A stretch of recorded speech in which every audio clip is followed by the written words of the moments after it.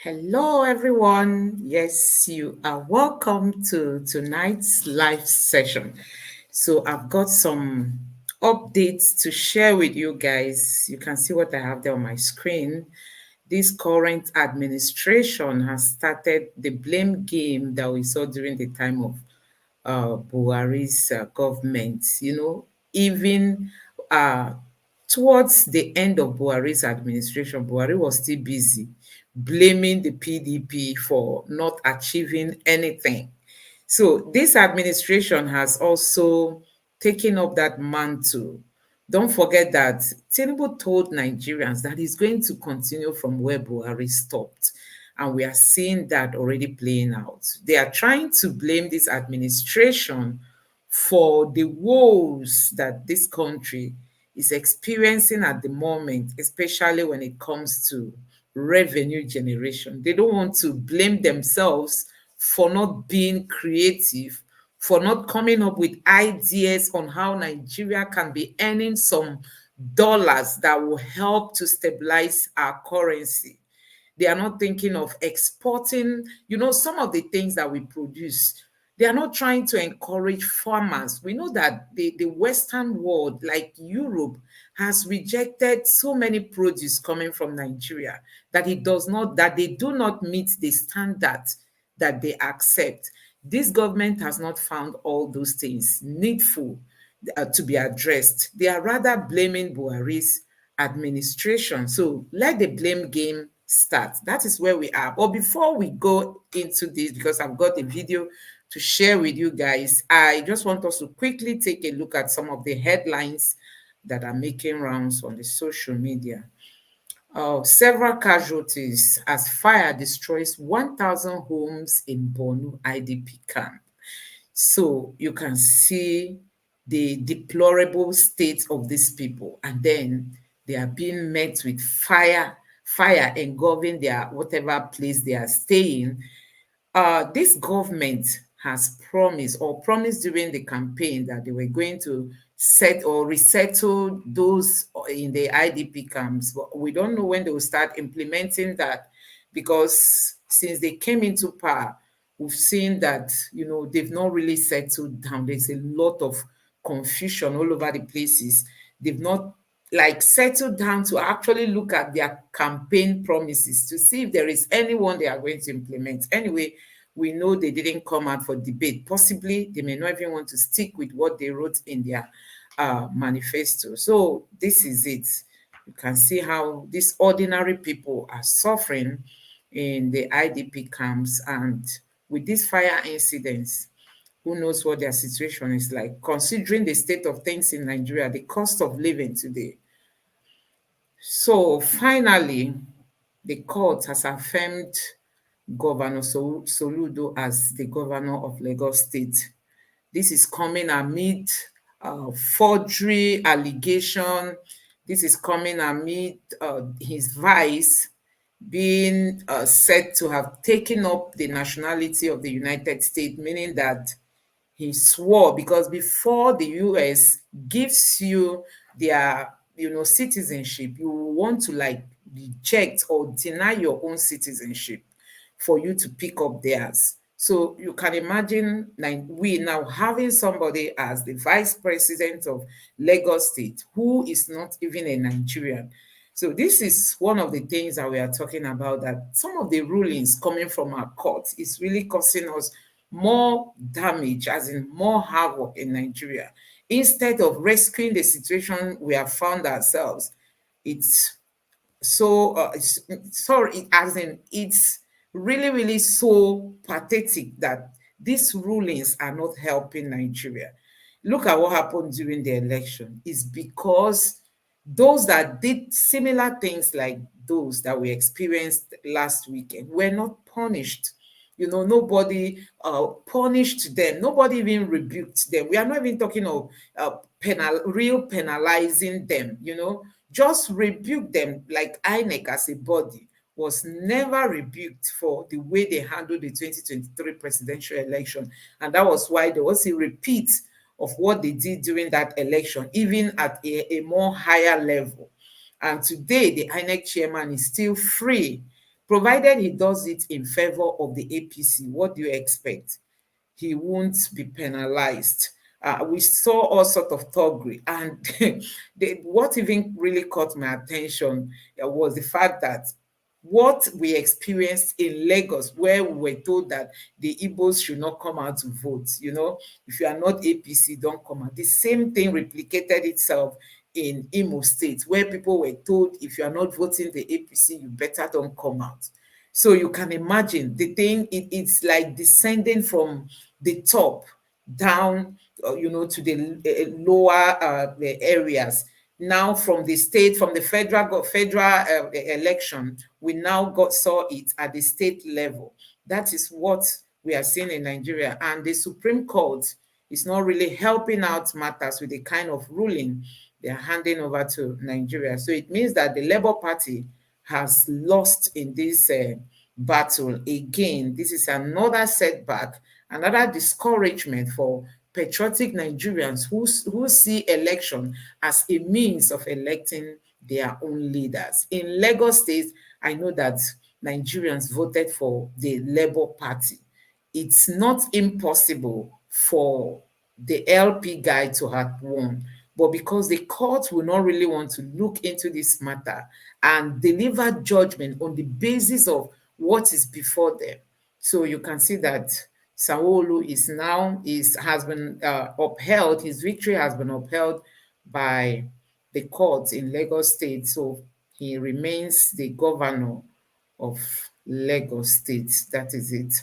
EFCC threatens to arrest kit makers for portraying anti-graft operative as brutal and corrupt. So these ones we know all this, but they've been advised to like adjust the way their mode of operation. Sometimes they can just bounce into somebody's house and tell you they are from the EFCC, and they will if you trace it, they are really from the EFCC. So there will be this outrage. Don't forget that even the current Senate president, Mr. Pabio, said he has once been a victim of the EFCC, and even Rochas Okorocha, we saw how they came in through his ceiling.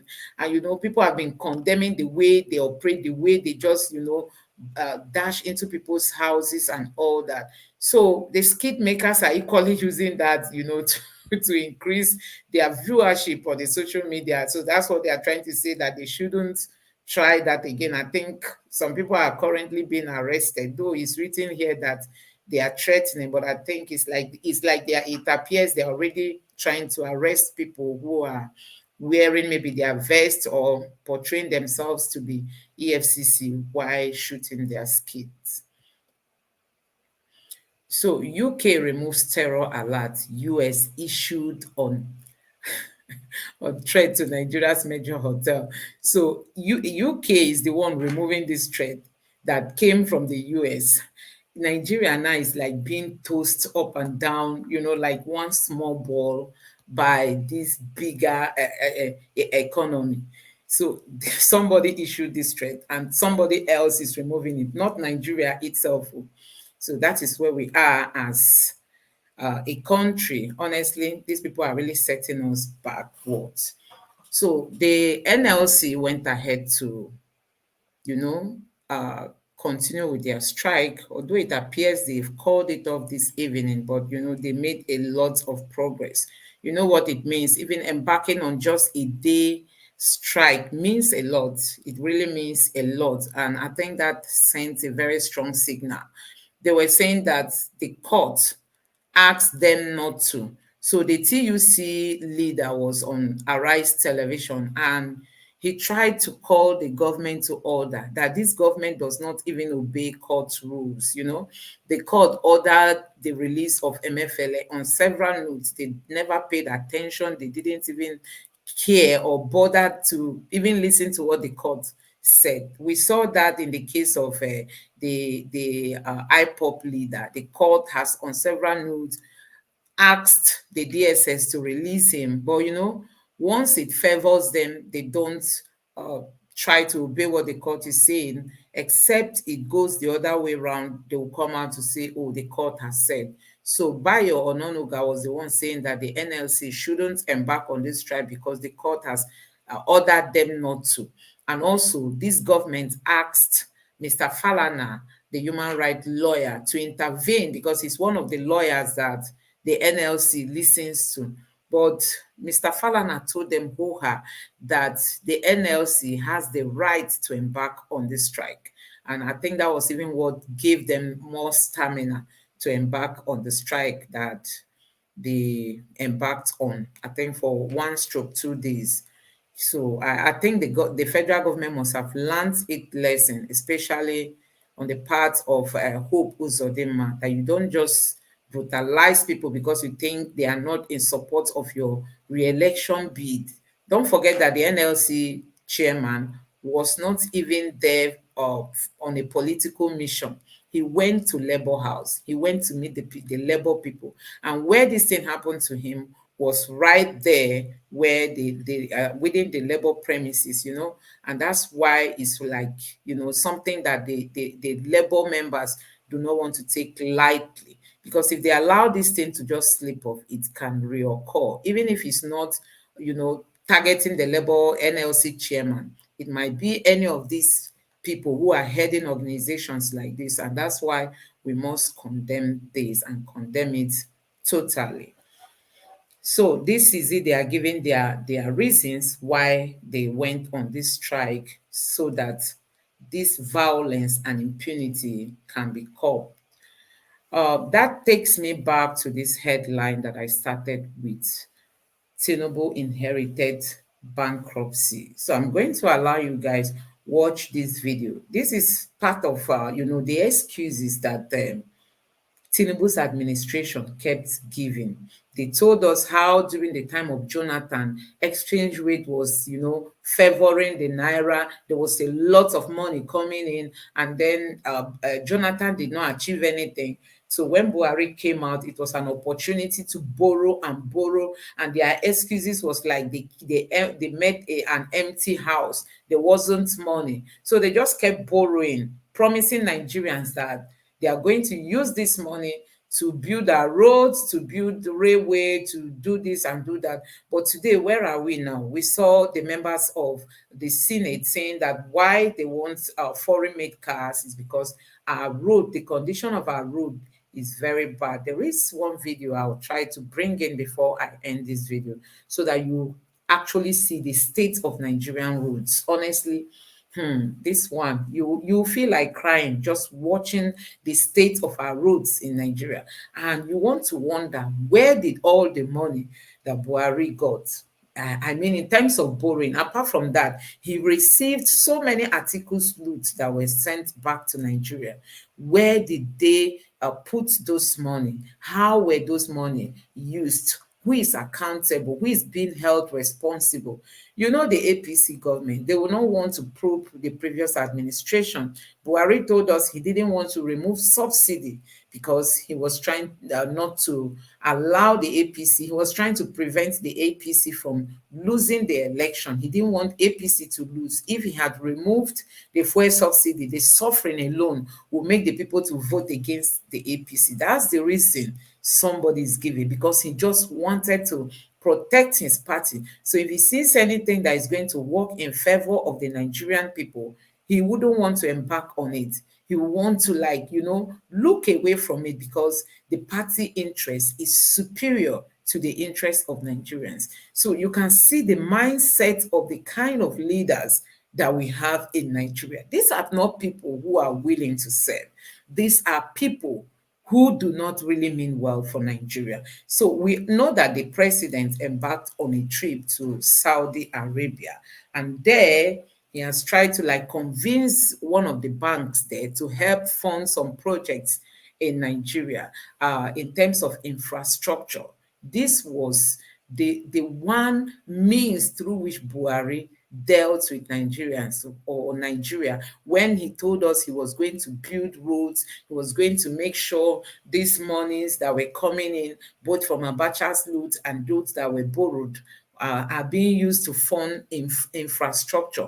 And even towards his exit, as the president of Nigeria, he told us that they've done a lot in terms of infrastructure, only for a new government to come in to start telling us that Their cars cannot even ply the roads in Nigeria because they are in a very bad shape.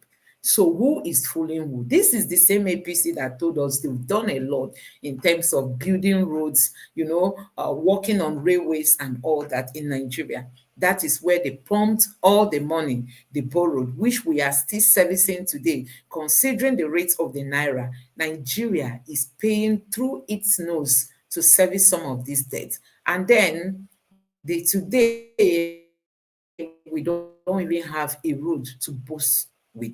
When you check out the road from Lagos, from southwest, moving down to the southeast, you see the state of these roads. You want to cry. When you go to a place like Edo City, the road I will show you guys later, is in Benin City.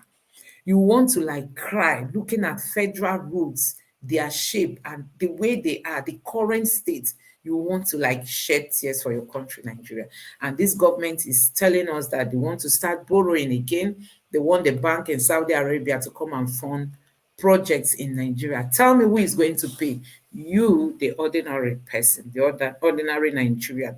It's not our lawmakers whose salary we don't even know up to today. They are just there. We don't know how much they earn. We don't know how much is their allowances.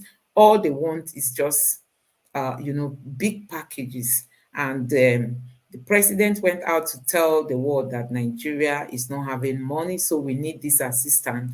And when they come back home, they want to buy fleets of buy cars for the office of the vice president, buy cars for the office of the president, buy fleets of cars for the office of the first lady. And then the National Assembly members have told us that they cannot use Nigerian-made cars.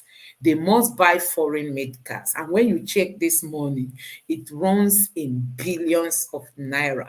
They will just use it to go and support the economy of Japan that is already doing well, buying Toyota and all those other luxurious cars. This is what they just want to do, supporting other people's economy and then leaving your own economy to collapse, only for you to go to another country and ask them that, please, we don't have money. Can you come and help us to fund our roads, the reconstruction of the roads in Nigeria? They will come and do that and charge you interest. It's not as if they are coming to do it for free. They will tell you how much you are going to pay, and then you start servicing that debt again. It's not as if it's free. That is where we are as a country. So let me just play this video and then we'll continue from there. All right. I hope that we can have enough time. I'll talk about President Bola Ahmed Tinubu in Saudi Arabia right now, when on Monday he said that his administration inherited serious liabilities, but also assets from previous administrations. Tinubu made that comment after a meeting with Vice President country programs in Saudi Arabia of the Islamic Development Bank, as he advanced negotiations concerning a multi-billion-dollar infrastructure finance facility from the Islamic Development Bank. He said that these assets will fund the multi-sectorial portfolio of infrastructural projects at the federal and sub-national levels in Nigeria. Well, according to the President's special advisor, Ajuri Ngelale, the meeting was held after Tinubu returned from an evening prayer in Mecca. Well, this is also as the National Security Advisor Nuhu Ribadu, in the same vein, attributed current economic instability to the country's challenges inherited from President Muhammad Buhari, stating that the current president, Tinubu, inherited the treasury an empty treasury actually, when he came into power. Well, I think we have a video of Ribadu making those statements. I believe he made that on Monday when he was commending the armed forces, despite a limited budget. Let's quickly take a listen to Nuhu Ribadu before we take some tweets, if we can. I assure you that the federal government of Nigeria will not rest on its own in ensuring a robust and viable defense management and security apparatus to address contemporary challenges, even in the face of enormous budgetary constraints. And yes, we are facing serious budgetary constraints. It's okay for me to tell you, and it's fine for you to know, that we have inherited a very difficult situation. Literally a bankrupt country. No money. To a point where we could say even the earnings that we are getting now, we are paying back what was taken. It's serious. But this administration is doing its best to meet our requirements, particularly the armed forces. Well, all right, you can hear Nehu Ribadu there, Dr. Abati. I guess we have a little bit of a challenge at this moment. After a while, we will get back to our connection at this point. The boat just tilted for a bit.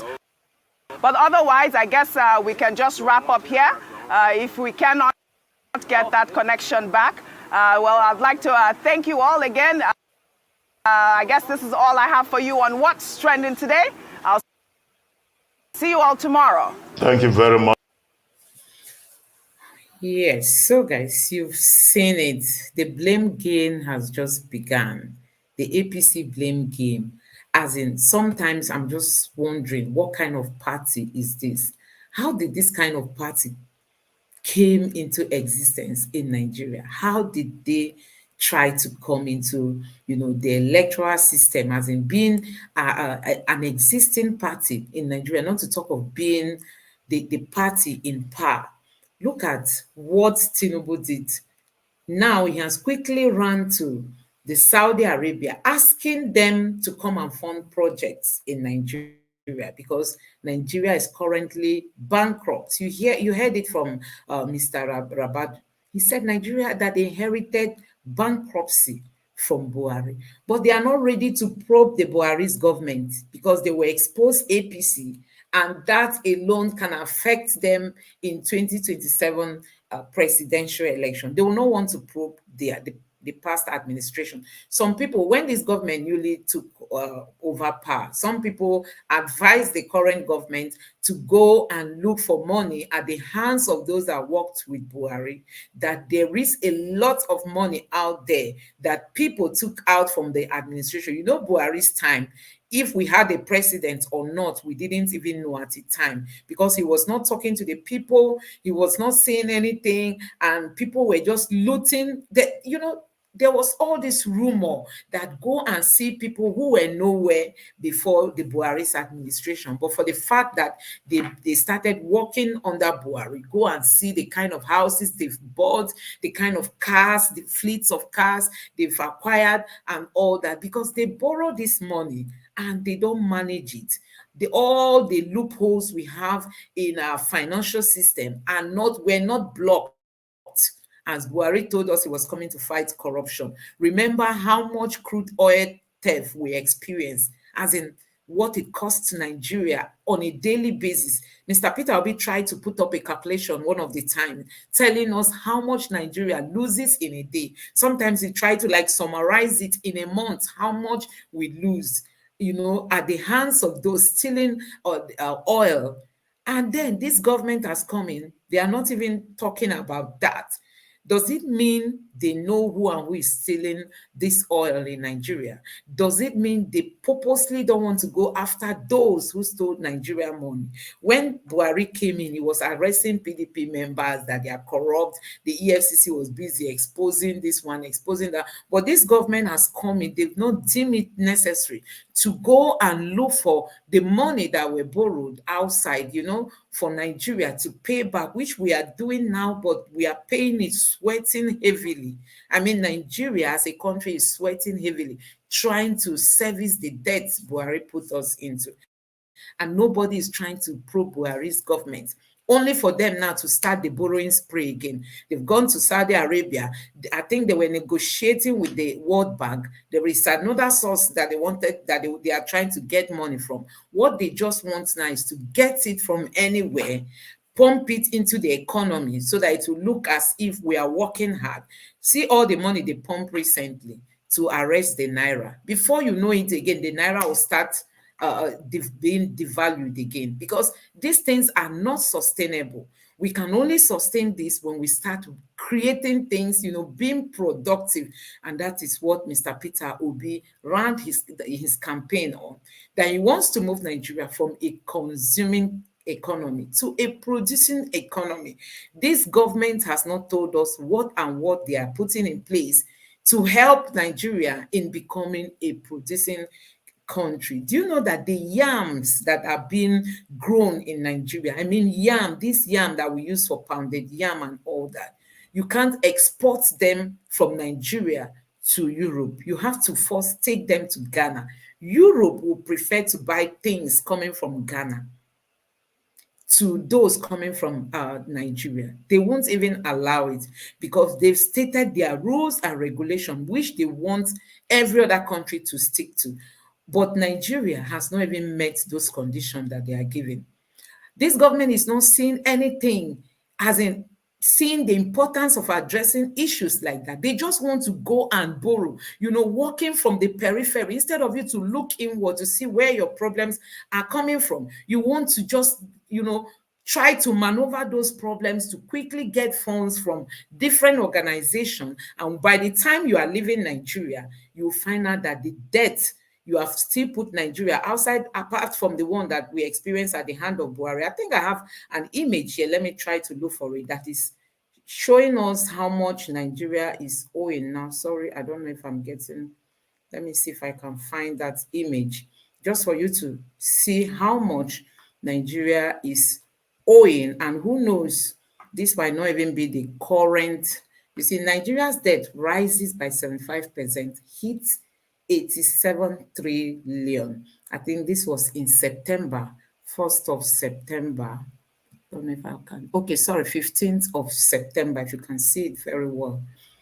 This is what we are saying, Nigerians.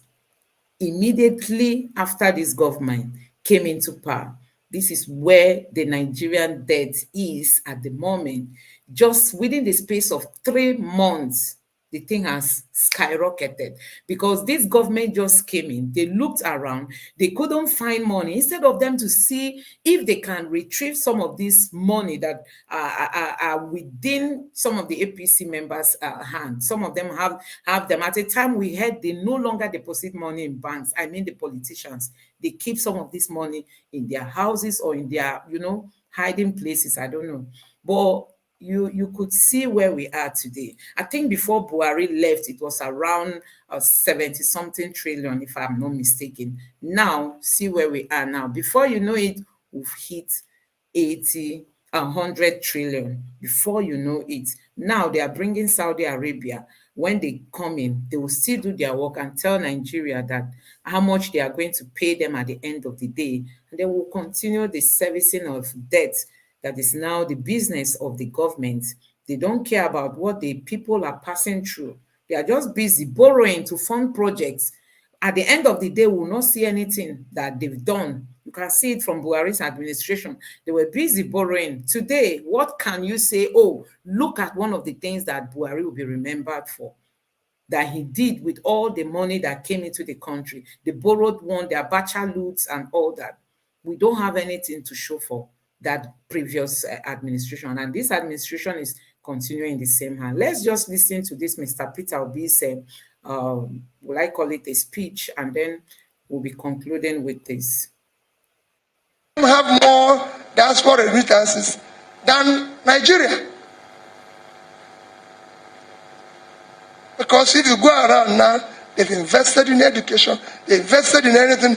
In the Egypt HDI in the next 1 or 2 years will be high. Nigeria is still low. We started with them in year 2000, low. They've now gone to medium and now moving to high. Everybody we've met, Ghana was low, they now moved to medium.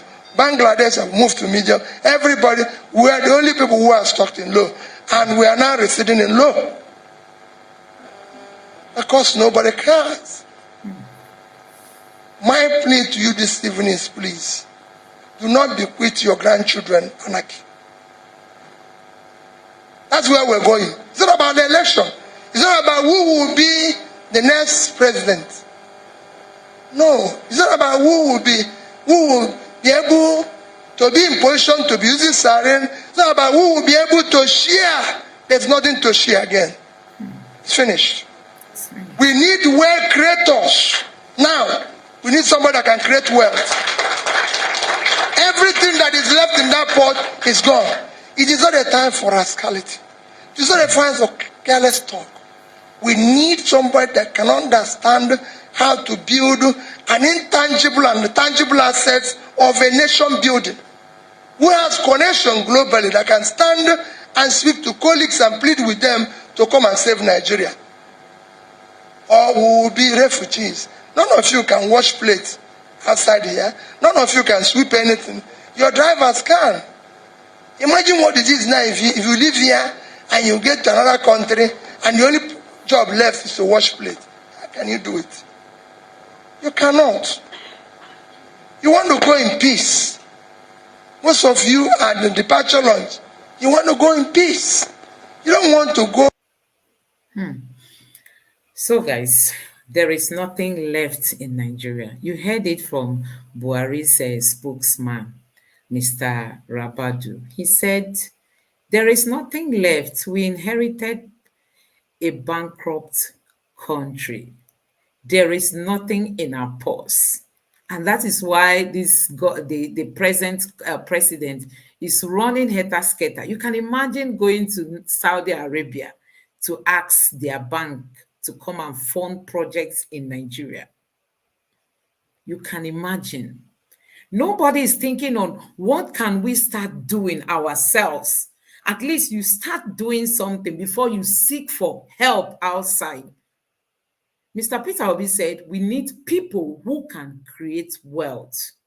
We need people who are creative. You heard him speak. We need people who can think. Nobody is helping. Okay, let's say Tinubu is old. He might not really have that capacity, to think, as in his brain is not really that strong to start thinking and being creative and saying the people around him, so they themselves too, they don't have any cognitive strength to start thinking and saying, let's embark on this project. Let's empower our farmers. Let's see this opportunity. Let's train youths to start doing this. Let's look at the unemployment rate. I wish this government is just talking about how to empower Nigerians. As in, go to some of these. I see some technology companies in Nigeria where people can learn programming. Why not go and speak to these people? To teach at least every 3 months, you teach like 1,000 youths, Nigerian youths, be it graduates or non-graduates. Just teach them how to program, teach them web development or even web design. That is very simple. Teach them all these things. And those of them that are able to get access to power can start selling their services to people outside the country. You can start doing that. This is what we talk about. This is why we talk about being creative. People should be creative. The world is ending from what is happening today. We are in an internet world that, you can just take advantage of what is there to better your life. Go to India. People that couldn't eat 5 years ago are now millionaire in India because you can hire them to become your manager. They can become your data analyst. They've gone into technology.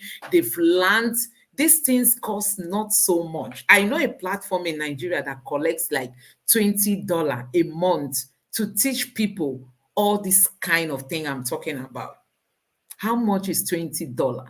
And for those watching me, in case you don't know this information, you don't know anything about this information, you don't know such services are available in Nigeria. If you have the resources, please take up some people in your own community. Even if it's just 10 people, train them. If they find themselves in an environment where there is light, they can start selling their services to people outside Nigeria. You can imagine being a data analyst. or being a data scientist. These things are things you can just learn within the space of some months. You've learned them. But we have this kind of leaders. I don't know if it's because age is no longer on their side. Why is it that people don't think outside the box in Nigeria? Why are we stuck like this? Where opportunities are out there. You can start. Sorry, I spoke with some set of people who are graduates who do not even know how to edit videos. I mean, video editing is difficult. These are people that have gone through university, they've graduated, they've done youth service. They can't edit. Some of them cannot even write a blog that is really having, as in, that is filled with SEO words in Nigeria. People cannot really write blog posts. Nigerians can write very well. We know we are creative people. But when it comes to all this new technology in place, most of us are lagging behind. And this our government is not helping out our Nigerian youths. You can imagine training the youths, those that went to school, to learn some of this. Mr. Peter Obi said even their Lamajiris, you can go to where they are getting their Islamic education. Teach them some things. He compared France with Nigeria, saying go to France. Most of their taxi drivers are from the Islamic world, as in the Middle East. How do you call it? As in this Arab world, these Arab countries. That's where most of them are. Even all over Europe, most people in the taxi industry are just from this Arab world, whether Syria or Iraq or Afghanistan and all that. So it means that for the fact that they didn't go to school does not mean their brain has been blocked. They can't really learn any skill. You can take any kind of skill to them, teach them, they will learn it. So by so doing, you've empowered them and their life will start changing. But in Nigeria, our leaders don't even think of that. You see, the North was in power for the last 8 years of Buhari, and they said it was the turn of the North. Tell me, some of them, when you go to the National Assembly, we have more of Northerners because we have more Northern states and more, their states are bigger. So when you come to a state, you have more of like many more senates, more local government areas and all that. But they do not even think about impacting on the lives of their citizens.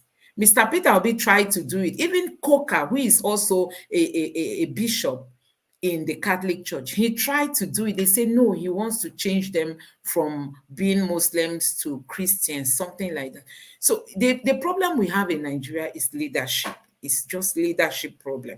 So our president has currently embarked on a borrowing spree. Before you know it, the debt of Nigeria has increased beyond, being managed. Currently, they are sweating trying to service this debt. It will get to a point where servicing of the debt, they won't even get resources to do that. If they don't try to start empowering people and work on, the skills of the people in Nigeria so as to improve it for us to meet the current world standard and also produce things. We can grow ginger, we can grow cocoa, we can grow palm oil, as in palm nuts that we use in making palm oil. We can grow so many things. Nigeria is well loaded. Look at the gold in Zamfara. Nobody is talking about that. I'm just wondering why Saudi Arabia will even accept giving them this money when we have gold in the north. The politicians are making use of it, mining it, using all these people who are jobless to gather all these things, and then they move it to Dubai and other markets where they make their money, and nobody is being held accountable. Look at the minerals, the natural resources that God has blessed Nigeria with, and still Nigeria is bankrupt as a country. So guys, you have seen it for yourself. When we say we need people like Peter Obi, some people think it's just all about tribe and religion because you are an Igbo. That's why you are supporting Peter Obi. I think by now we should have outgrown that stage. It's just that I can't really show you guys. There's this video of a guy who is an APC guy on Twitter. He has been busy crying out to the public to help him buy some of his medication. So people have been going, trust the Nigerian youths. They've gone to the social media and tried to dig out some of his videos and some of his pictures during the campaign on how he campaigned for Sawolu and for Tinubu. They are like, oh, now you know that Nigeria is not Ghana, because He campaigned for them. And I was just asking somebody, how? Okay, somebody said that this is one of the people that threatened the Igbos not to come out to vote during the election. Now he's crying that the cost of buying his medication is above his salary. He earns 45,000 naira. And then one of the drugs that he takes as an asthmatic patient is 50 something thousand naira. So he's like pleading with Nigerians to help him get money to buy his medication. This is somebody that helped the APC during the election. Now he has been abandoned. So what kind of country are we living, Nigerians? Where are we today as a country?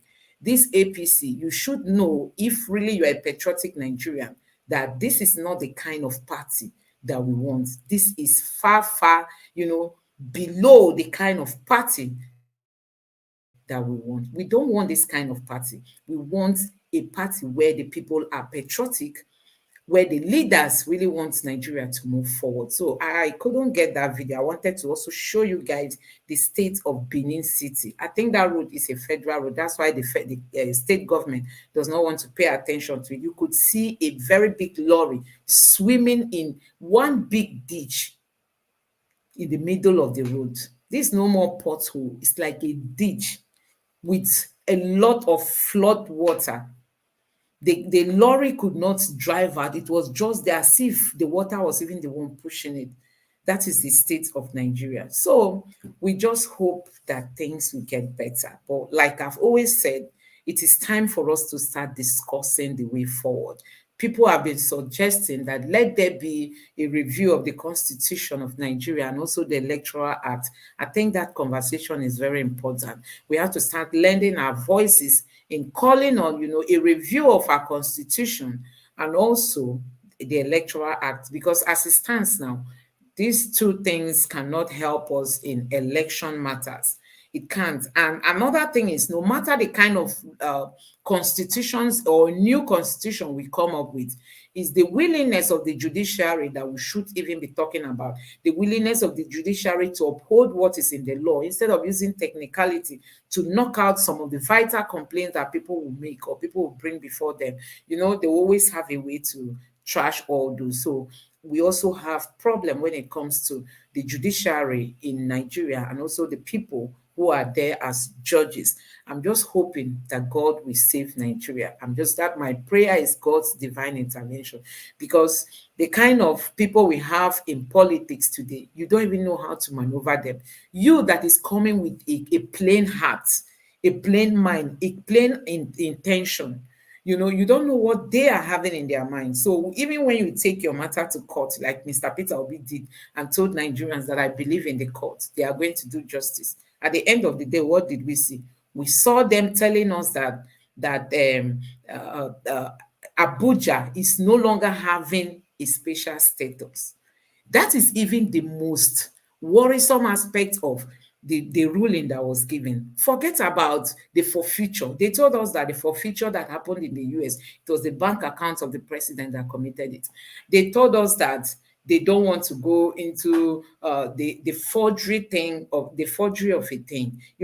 They just bypass every other thing. But I tell you, for me, that of Abuja is very, very worrisome, because this one is well spelled out in our constitution, only for the judiciary to turn it down. So the judiciary remains another big problem. No matter the kind of electoral reform that we come up with, or the kind of reform that we have in our constitution, assuming we come up with the new constitution, do we have people who are willing to uphold what is in the constitution? With the person of Mr. Tinubu, you don't know the level of influence this man has on this politician. His influence is too strong. So, but I just hope that God gives us a way of escape, from the hands of this APC. APC is not a party. For me, I see it as a gang. I see it as a cult. I see it as a group of people, who are out just to destroy this nation. They don't mean anything good for us. You can already see it playing out. So that is all I have for you guys today. Let me just take some of the comments we have here. Oh, I see somebody buying us a super sticker. Thank you so much, Obi Achuko. God bless you. I really appreciate this. I think this is the biggest package I've ever gotten on this platform during a live session. Thank you very, very much. Okay, she also said something here. Why do we say $20 instead of $20? Okay, $20. Thank you for that correction. I'm always open to being corrected. Why is Nigeria even going to borrow from Saudi Arabia? My brother, okay, this OCJ Ekwam, that is my own question. Why are we going so low, going to Saudi Arabia? Don't be surprised one day you hear that Nigeria has gone to Niger Republic to borrow. It's possible because we have leaders who are shameless. When you cannot comport yourself, that one alone is another big problem on its own. That's the kind of people we have in leadership. No, they are not, they are not ashamed. You know, sometimes when you want to go and borrow from your neighbor, you just feel somehow, what will my neighbor think? Nigerian politicians don't think that they will just bust out and ask you, oh, we need money to fund our roads. Tell me, Nigeria is an oil producing country, one of the major countries in the entire world that produce oil. Nigeria is among them. Nigeria, we can't even build a refinery. The ones we have, we can't, bring them up again to start working. There is nothing we can do on our own without, all these countries coming to our aid. There is nothing. Look at all the period Buhari was in power. There is nothing Buhari could say, oh, let's stand up as gallant men and solve this challenge. No, we didn't see that happen. We rather borrowed. When the Abacha loot comes in, they will tell you, oh, they will pump it here, they will pump it here, they will use it. At the end of the day, they won't use it for that reason they gave us. The money will just die. My people, Nigerian wahala is something else. Yes, so true. Indians are doing amazing things that Nigerian can easily do, but look at where we are. You may not know what Indians are doing. Their lives have really changed. India was one of the places where poverty, as in when you pass, people can easily perceive the smell of poverty. As in, India was so, they just had few people who were doing well. But when you go to India today, everybody wants to borrow from India. In case you don't know, the owner of this YouTube that we are using, the owner of Google, is an Indian. Although he's an American citizen, but he is an Indian born. So you can imagine if he shuts down Google today, if he shuts down YouTube today, so many people will even die because you don't know that some people, their life depend on what they do online. There are companies that without Google, they can't exist. Everything they are doing, they are researching, they are using Google to research. And there are companies that, they come up with new ideas every day. So you can imagine where there is no Google. That is from an Indian born person. So they are doing amazingly well. And I only see Peter Obi as the only man who has positioned himself, not because he wants to come and eat Nigerian money, but he's concerned about the state and the future of the Nigerian youths. But we have this set of leaders who want to do anything to get to that position of power. We saw it played out in Imo State, where Hope, that has been rejected, just smuggled his way back to the state house, the government house. Yeah, go to courts if you don't like it. That's where we are. In a way, this biting hardship Nigerians are facing is bittersweet. We warned them, we told them what will happen, but they chose to allow religion and trust. But you know that Nigerians did not even vote. Even this president once said, I know most of you did not vote for me. But the APC, look at what happened in Imo State. They thumb-printed. They don't need people to win election. They know how to do it. The INEC chairman came out 4 a.m. in the morning. Do you think he did that out of his right senses? Coming out 4 a.m. to declare the winner of an election. Nobody has ever seen that. He was not doing that out of his right senses. That's just my own postulation. He wasn't. So it's not even a matter of did we vote for him or didn't we vote for him. Whether you vote or you don't vote, your vote does not count. INEC decides. At the end of the day, you go to the court. They would ask you to go to court. You go to court for them to affirm whosoever INEC has declared. So that of Hope Uzodinma, people are saying cancel it. There should be a repeat of the election. Who is going to listen to you? Go to court.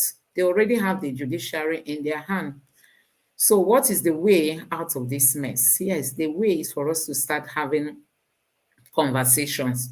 One person may not come up with the best of ideas, but I think by the time we start talking, we'll come up with the best idea, because no doubt power belongs to the people. No matter how these politicians try to position themselves, I tell you, power belongs to the people. We've got the power, we've got the population, we've got people who are passionate about seeing Nigeria change for the better. So we can. Hello, madam. I feel Peter Obi and Yusuf Dati Ahmed are lone voices in the wilderness of indifference. Those feeling the whole of power are simply out. Grab, run. Yes, Peter Obi is also trying, but he's being careful, because even if he doesn't speak, they will keep calling his name.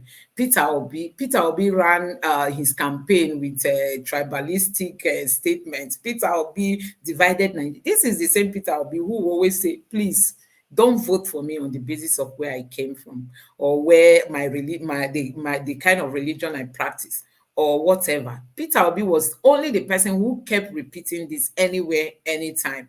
But today, they are calling him out that he's the one that divided Nigeria. They forget people who said the Igbos should not try what they tried again in Lagos. Those that told the Igbos never to come out to even vote and all that. Anyway, that is Nigeria for you. Dati Ahmed too is doing a good job. He hardly speaks, but anytime he speaks, they ask the DSS to go after him. So the both of them, they are careful persons. But anytime they speak, like people have been asking Peter Obi to come and help this current administration, because they know he's got a lot of things upstairs. Peter Obi has a lot of ideas. Peter Obi has a lot of connections. He knows, so many heads of countries of the world. And when he speaks, people can take him for his word. The current government cannot just dash into any organization and start asking them for money. Number one, he has a forgery allegation on him. Number two, he has been said to be a drug pusher. No, I don't know if you saw a picture that was circulating on Twitter when he went to Saudi Arabia doing a photo shoot. He was isolated while the other leaders were together. The president was out. He was almost cut out of the picture. So people were just giving all kinds of interpretation to that photo. Some people said, oh, these people don't just want to mingle with him. Oh, these people have rejected the president of Nigeria. Oh, see, our president is isolated. People were giving so many kinds of meanings to that photo on the social media. So it's also a problem for Nigeria. And that is why we should be careful in electing our leaders. Because whether you like it or not, the FBI files is not painting him, with a good paint. The forgery case, the forfeiture and all that, the kind of life he lived in the US and all that, it's not really telling a good story about him out there. So even if he goes to some of these world leaders, they might just be smiling for smiling's sake, but inward, they'll be telling themselves, oh, I don't really want to mingle with this person. I don't want... Some of them that also want to keep their prestige, they are being careful, and that can easily affect Nigeria as a country, honestly. So yeah, that is it. APC is fraud and scam after Buhari. Is the same thing Tinubu be doing. Yeah, that's just what we said. He said he's going to continue from where Tinubu stopped and removed the fuel subsidy without any proper planning. Yeah, that is why we are saying we need people whose cognitive strength is really strong. They can think, they can go to bed in the night. Before they wake up, they have a fresh idea, and they will come out to share it with Nigerians and tell Nigerians, this government, they don't speak to Nigerians. So Buhari did it and went free.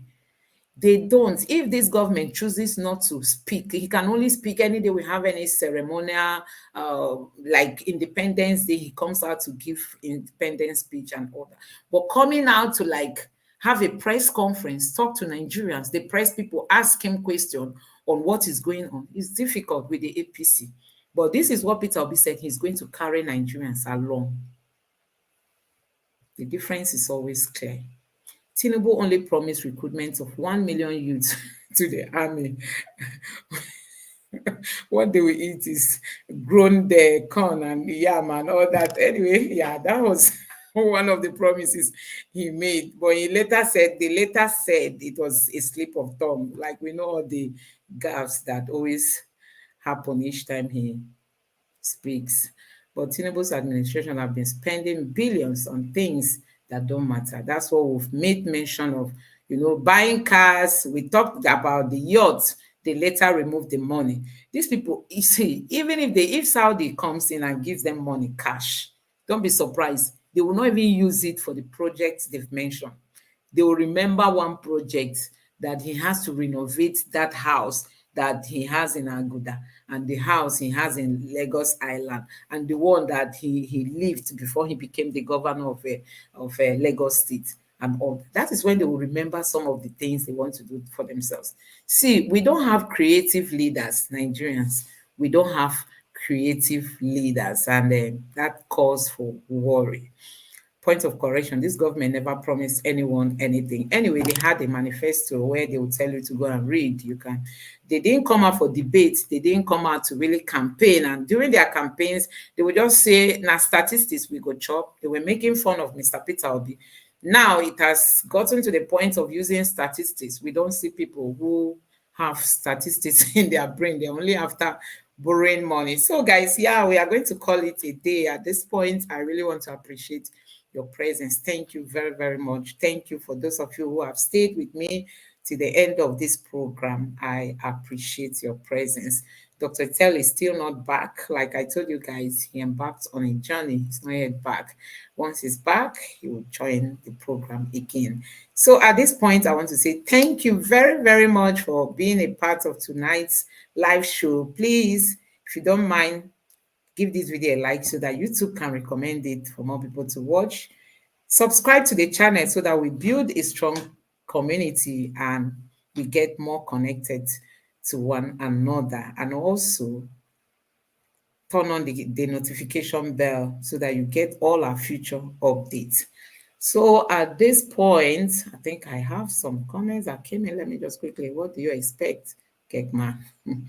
Okay, I think the economy is too important to be entrusted into the hands of the president. An independent council of accomplished Nigerian economists and businessmen should map out an economic plan. I think even the people that this government has chosen, like the central bank governor and other key, offices like that, the people he has placed in those sections or those offices, initially we had they are very strong force, but we've not really seen any of their actions, saving Nigeria from the current war that we are into.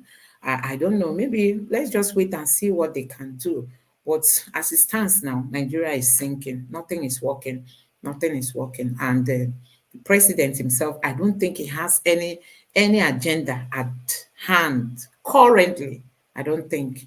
So we just look forward to divine intervention from God. And Nigerians, let's continue to be patriotic. Obi Achuko, I still want to say thank you for giving me this super sticker.